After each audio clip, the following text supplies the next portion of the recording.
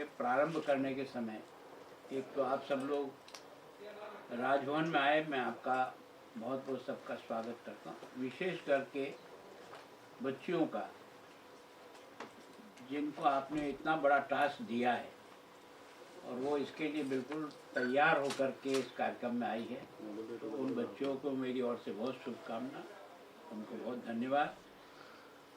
मुझे जो आपने परिचय कराया उसमें ज़्यादा से ज़्यादा प्रयागराज है। क्या प्रधानमंत्री जी का एरिया उस कारण से है? वाराणसी पास ही हो गया। तो एनसीसी के पूर्वोत्तर निदेशक मेजर जनरल गगनदीप जी, major general Vikram Kumar ji, colonel AK Singh ji, सभी अधिकारीगण, प्यारी बहनों, ये वास्तव में देश के लिए बहुत गौरव का दिन है कि देश के प्रधानमंत्री जी ने नारी शक्ति को मजबूत करने के लिए पिछले 9 वर्षों में कई प्रकार के प्रयोग किए। मैं सोचता हूँ कि उनकी सोच के कारण से केवल और केवल असम और उत्तर प्रदेश में नहीं, देश के हर भाग में बालिकाओं ने अपनी क्षमता को दिखाया है और सबने इसको महसूस भी किया है। तो आप ये जो 2000 किलोमीटर, हम लोगों ने कभी सोचा भी नहीं कि 2107 किलोमीटर साइकिल से, और वो भी इतने कम समय में, क्योंकि आज अपन 22 तारीख में हैं, सारा मिलाकर के 1 महीना और 6 दिन का समय मिलेगा। तो इतने कम समय में मतलब लगभग रोजाना 100 किलोमीटर से भी अधिक आप चलेंगे, तब जाकर के आप उस फंक्शन में पहुंच पाएंगे। तो एक तो प्रभु से प्रार्थना है कि आप सब स्वस्थ रहें, मस्त रहें, ताकि आप अपने लक्ष्य की ओर आगे बढ़ें।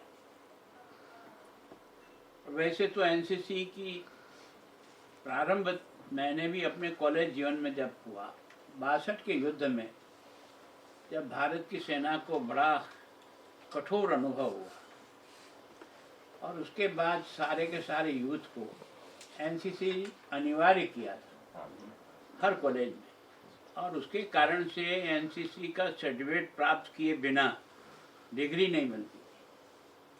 उसके पीछे भावना यही थी कि देश का हर बच्चा सैनिक की तरह से तैयार होकर देश के संकट के समय में मुकाबला करे। तो एनसीसी के 2 लाभ हुए। एक तो डिसिप्लिन आता है, शरीर स्वस्थ रहता है, और शरीर स्वस्थ होता है उसका मन स्वस्थ होता है। बिना शरीर स्वस्थ के मन स्वस्थ हो ही नहीं सकता।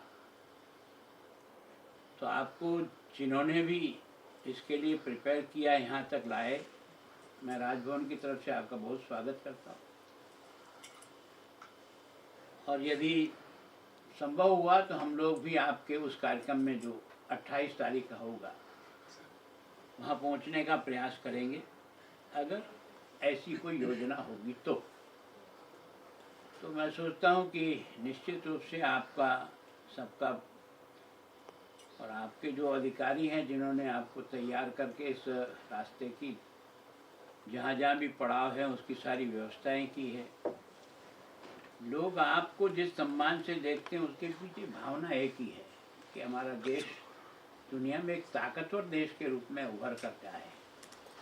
और कुछ सौभाग्य रहा है अपना देश का कि अपनी सेना ने बहुत कमाल किया है।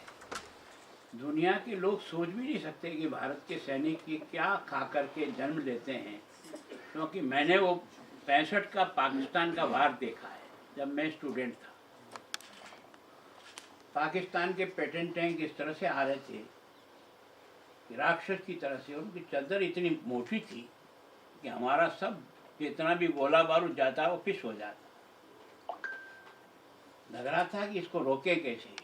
तब हमारा सैनिक क्या सोचता है, ये ऐसे नहीं रुकेगा। रोलिंग करते हुए सारे के सारे उनकी चिमनी पर एक साथ चढ़े और चिमनी पर एक साथ बम फोड़ा, तो वो भी गए और वो पेटेंट टैंक भी माचिस की डिब्बियों की तरह से उड़ करके फेंक दी।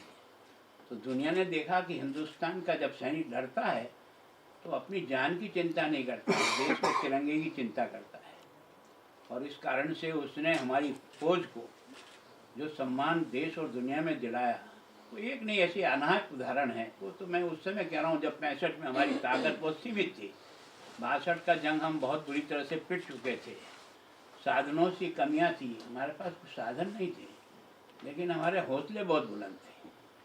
और इसके कारण से वास्तव में ये जो सेना का कमाल है, ये जब जब भी मौका आया तो दुनिया ने भी देखा और पड़ोसियों ने देखा ही। और आप और मैं तो उस जगह हैं जहाँ 93,000 फौजियों को आत्मसमर्पण, दुनिया में शायद पहला उदाहरण होगा कि यह जो पूरी पाकिस्तान है, जिसको आज बांग्लादेश कहते हैं, इस आत्मसमर्पण के कारण से हिंदुस्तान की फौज का कितना मान। अभी विजय दिवस मनाया अपने कुछ दिन पहले ही। तो इसका मतलब यह है कि हमें अगर वास्तव में देश के प्रति कुछ कर गुजरने की मंशा हो तो आदमी चाहे वो सीमा पे लड़े, चाहे वो अपने छोटे मोटे काम में करे, अगर सब देश का ध्यान रख कर काम करें तो देश जो 2047 में दुनिया का नंबर 1 देश बनने का प्रधानमंत्री जो बार बार कहते हैं, वो हम तो शायद नहीं देख सकेंगे, पर आप देख सकोगे कि वास्तव में हमारा देश इस स्थान पर पहुंचेगा।